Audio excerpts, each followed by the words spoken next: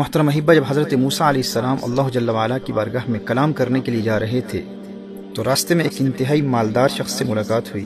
وہ عرض کرتا ہے کہ اے اللہ کے نبی، اللہ جل وعلا کی بارگاہ میں میرا یہ پیغام پہنچا دیجیے گا کہ اے اللہ، تو نے مجھے اس قدر دولت عطا فرمائی ہے، اس قدر نوازا ہے کہ اب مجھ سے مزید یہ دولت سنبھالی نہیں جاتی۔ اب مزید دولت مجھے عطا نہ فرما اور اس سلسلے کو بند فرما دے۔ مجھے تو نے اس قدر نوازا ہے کہ اب مجھ سے مزید سنبھالا نہیں جاتا۔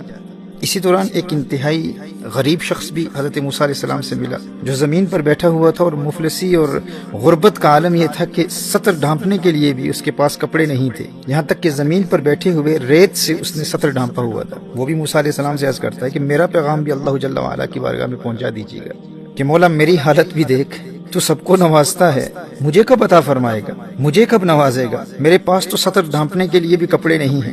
جب حضرت موسیٰ علی نبینا علیہ الصلوۃ والسلام اللہ کی بارگاہ میں حاضر ہوئے تو پہلے اس امیر کبیر دولت مند شخص کا پیغام اللہ کی بارگاہ میں پہنچایا کہ مولا ایک امیر شخص ملا تھا اور وہ چاہتا ہے کہ اس پر عطاؤں کا سلسلہ اب ختم کر دے۔ اس کا پیغام ہے کہ یا اللہ، تو نے اتنا عطا کیا ہے، اب سنبھالا نہیں جاتا۔ اللہ جل وعلا نے ارشاد فرمایا، اے موسیٰ، میرے اس بندے کو میرا پیغام دے دے کہ تو شکر ادا کرنا چھوڑ دے، میں تجھے عطا کرنا چھوڑ دوں گا۔ حضرت موسیٰ علیہ السلام عرض کرتے ہیں کہ یا اللہ، ایک انتہائی غریب انسان بھی ملا تھا اور اس کی حالت تو یہ تھی کہ سطر ڈھانپنے کے لیے بھی کپڑے نہیں تھے، یہاں تک کہ اس نے ریت کے ذریعے سطر ڈھانپا ہوا تھا، اور اس کا پیغام یہ ہے کہ مولا مجھے کب عطا فرمائے گا، مجھے کب نوازے گا، میرے پاس تو کچھ بھی نہیں ہے۔ اللہ جل وعلا نے ارشاد فرمایا، اے موسیٰ، اس غریب انسان کے لیے میرا پیغام یہ ہے کہ وہ میرا شکر ادا کرنا شروع کر دے، میں اسے عطا کرنا شروع کر دوں گا۔ اب فرق دیکھیے کہ اس امیر شخص کے لیے پیغام کیا تھا اور اس غریب شخص کے لیے پیغام کیا ہے۔ وہ امیر شخص کیونکہ اللہ جل وعلا کا شکر گزار بندہ تھا، اللہ جل وعلا نے ارشاد فرمایا اگر وہ شکر ادا کرنا بند کر دے تو میں عطا کرنے کا سلسلہ بند کر دوں گا۔ اور اس غریب شخص کے لیے پیغام کیا ہے کہ تو شکر ادا کرنا شروع کر دے، میں عطا کرنا شروع کر دوں گا۔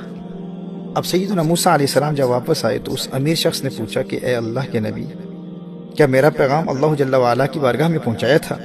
تو حضرت موسیٰ علیہ السلام نے فرمایا بالکل پہنچایا تھا، اور اللہ جل وعلا نے ارشاد فرمایا ہے کہ میرے بندے کو بتا دے اگر تو میرا شکر ادا کرنا چھوڑ دے گا تو میں تجھے عطا کرنا چھوڑ دوں گا۔ اس امیر شخص نے جواب دیا، اے موسیٰ، یہ کیسے ہو سکتا ہے؟ محترم احباب، آپ ذرا اس امیر شخص کے جواب پر غور کیجئے گا۔ وہ کہتا ہے کہ اے اللہ کے نبی، یہ کیسے ہو سکتا ہے، یہ کیسے ممکن ہے کہ میں شکر ادا کرنا چھوڑ دوں؟ اس شکر کے علاوہ میرے پاس ہے ہی کیا؟ جب میرے پاس کچھ نہیں تھا اس وقت بھی شکر کی دولت تھی، میں سب کچھ کر سکتا ہوں لیکن شکر کی دولت سے محروم نہیں ہو سکتا۔ اے موسیٰ، جو کچھ بھی ہو جائے میں شکر ادا کرنا نہیں چھوڑوں گا۔ حضرت موسیٰ علیہ السلام نے ارشاد فرمایا اگر تو شکر ادا کرنا نہیں چھوڑے گا تو اللہ جل وعلا تجھے عطا کرنا نہیں چھوڑے گا، اگر تو شکر ادا کرتا رہے گا تو اللہ جل وعلا تجھے نعمتیں عطا کرتا رہے گا۔ اللہ اکبر۔ محترم احباب، پھر وہ غریب شخص بھی حضرت موسیٰ علیہ السلام سے ملتا ہے اور عرض کرتا ہے کہ میرے پیغام کا کیا بنا، میرا پیغام اللہ جل وعلا کی بارگاہ میں پہنچایا؟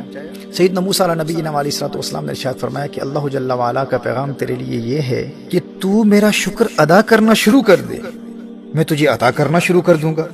اس نے فوراً جواب دیا کہ اے اللہ کے نبی، میرے پاس ہے ہی کیا، میں کس بات پر شکر ادا کروں، میرے پاس تو کچھ ہے ہی نہیں، مجھے اللہ تعالیٰ نے دیا ہی کیا ہے کہ میں شکر ادا کروں، میں تو اپنا سطر بھی اس ریت سے ڈھانپ کر بیٹھا ہوا ہوں، میرے پاس ہے ہی کیا کہ میں شکر ادا کروں، اللہ نے مجھے دیا ہی کیا ہے۔ میرے دوستو، جو ہی اس نے یہ جملے کہے نا، ہوا کا ایک تیز جھونکا آیا اور اس ریت کو بھی اڑا کر چلا گیا، جو ریت اس کے پاس تھی وہ بھی چلی گئی۔ میرے دوستو، یہ ہے شکوے کا وبال، جو ہے وہ بھی چلا جاتا ہے۔ محترم احبہ، اگر وہ غریب شخص اس ریت پر شکر ادا کرتا نا تو اللہ جل وعلا اسے کپڑے عطا فرما دیتا، اور پھر وہ اگر کپڑوں پر شکر ادا کرتا تو اللہ جل وعلا اسے مزید مال و دولت عطا فرما دیتا۔ لیکن چونکہ ساری زندگی وہ بجائے شکر کے شکوے کرتا رہا، اور شکوے کا نقصان یہ ہوتا ہے کہ اللہ جل وعلا نے جو دیا ہے اللہ جل وعلا وہ بھی واپس لے لیتا ہے۔ میرے دوستو، اس اصول کو یاد رکھیے گا، gratitude increases blessings and ingratitude decreases blessings. If you thank Allah Jalla wa'ala for whatever Allah Jalla wa'ala has blessed you with, Allah will give you more. But if you're ungrateful and you keep complaining about things that you don't have, then Allah Jalla wa'ala will deprive you of the things that you already have. ہمارا سب سے بڑا المیہ یہ ہے کہ ہم چھوٹی چھوٹی باتوں پر شکوے کرتے ہیں، جس کے نتیجے میں جو نعمتیں اللہ جل وعلا نے ہمیں پہلے سے عطا کی ہوئی ہیں اللہ جل وعلا وہ بھی لے لیتا ہے۔ جبکہ اگر ہم فقط ان نعمتوں پر غور کرتے رہیں جو اللہ جل وعلا نے ہمیں پہلے سے عطا کی ہوئی ہیں اور ان پر اللہ کا شکر ادا کرنے کی عادت بنا لیں تو اس کا فائدہ یہ ہوتا کہ وہ نعمتیں بھی محفوظ رہتی، ہم ان سے کبھی محروم نہیں ہوتے جو اللہ جل وعلا نے ہمیں پہلے سے عطا کی ہوئی ہیں، اور اللہ جل وعلا ہمیں وہ بھی عطا فرما دیتا جو ہمارے پاس نہیں ہے۔ یہ ہمارے دین کا قانون ہے، یہ اللہ کا اصول ہے کہ شکر نعمتوں میں اضافہ کرتا ہے، نعمتوں کو بڑھاتا ہے، اور شکوہ نعمتوں سے محروم کر دیتا ہے، جو پہلے سے حاصل ہے اس سے بھی انسان محروم ہو جاتا ہے۔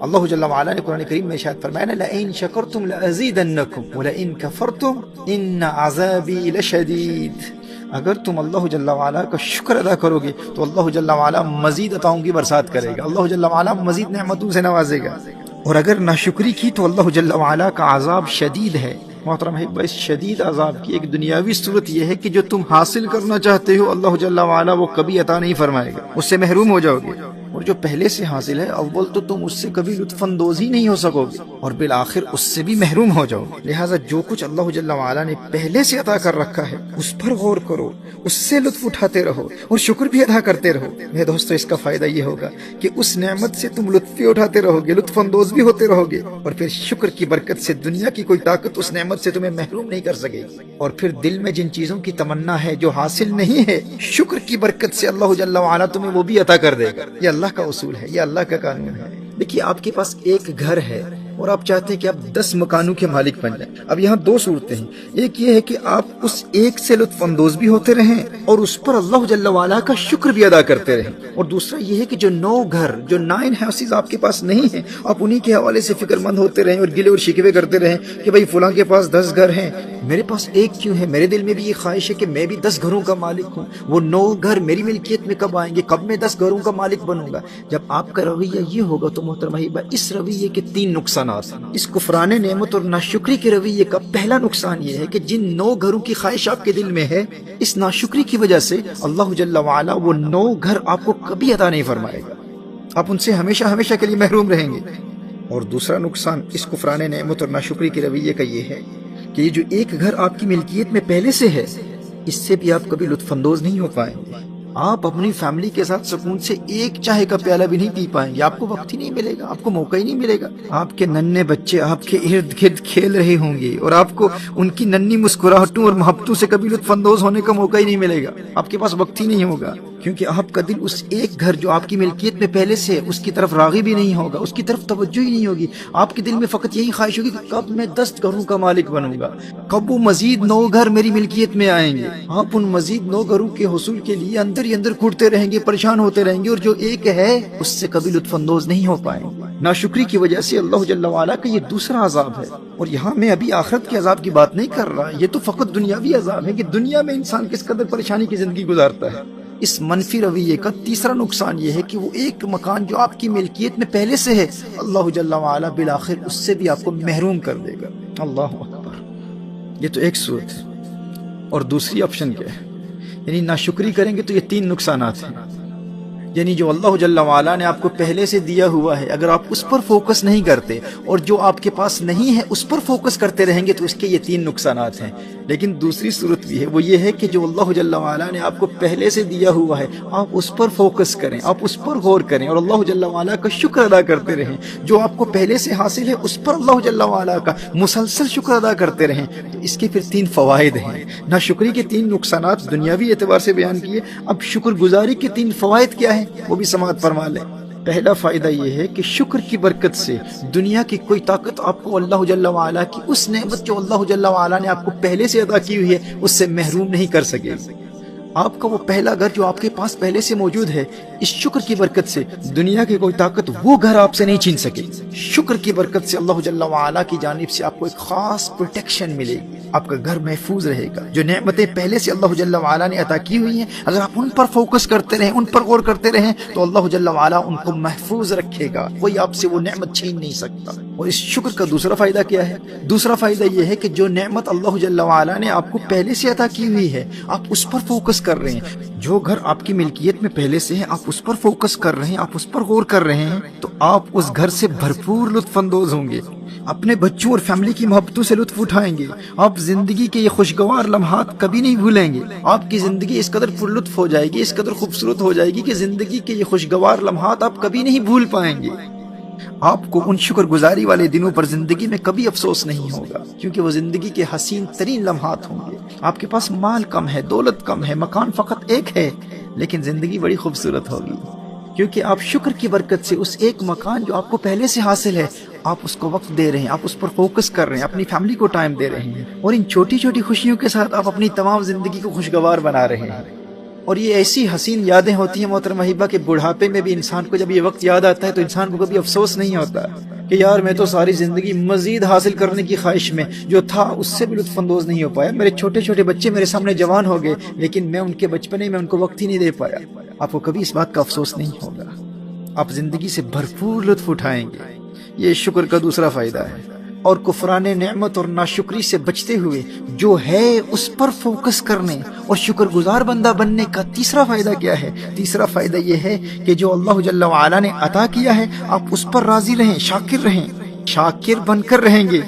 تو پھر اس شکر کی برکت کیا ہے؟ اللہ ارشاد فرماتا ہے لَإِن شَكَرْتُمْ لَأَزِيدَنَّكُمْ۔ اللہ جل وعلا وہ 9 گھر جو آپ کی ملکیت میں ابھی نہیں ہیں، اس شکر کی برکت سے اللہ جل وعلا آپ کو وہ بھی عطا فرما دے گا۔ اگر آپ اس ایک پر فوکس کرتے رہیں گے، غور کرتے رہیں گے، اس سے لطف اندوز ہوتے رہیں گے اور اس پر اللہ جل وعلا کا شکر ادا کرتے رہیں گے، تو ایک تو یہ ہے کہ اس سے لطف اندوز بھی ہوں گے، دوسرا یہ ہے کہ یہ محفوظ بھی رہے گا، اور تیسرا فائدہ یہ ہے کہ اللہ جل وعلا وہ 9 ہاؤسز بھی آپ کو عطا فرما دے گا۔ اللہ اکبر کبیرہ۔ یہ 3 فوائد ہیں اللہ جل وعلا کے شکر ادا کرنے کے، اور 3 نقصان ناشکری کے کیا ہیں کہ جو ہے آپ اس سے کبھی لطف اندوز نہیں ہو پائیں گے اور بالآخر اس سے بھی محروم ہو جائیں گے، اور جو نہیں ہے آپ اس سے ہمیشہ ہمیشہ کے لیے محروم رہیں گے۔ محترم احبہ، جو اللہ جل وعلا نے آپ کو پہلے سے عطا کیا ہوا ہے نا، خوشی کو اسی میں تلاش کرنا ضروری ہے۔ یاد رکھیے جو خوشی ہے نا، خوشی کا انحصار ان مادی اشیاء پر نہیں ہوتا۔ دیکھیے جو شخص چھوٹے گھر میں خوشی حاصل نہیں کر سکتا وہ بڑے گھر میں کبھی خوشحال زندگی نہیں گزار سکتا، یہ ممکن ہی نہیں ہے۔ جو ہے اس میں خوشی کو تلاش کریں، اللہ جل وعلا وہ بھی عطا فرما دے گا جو آپ کے پاس نہیں ہے۔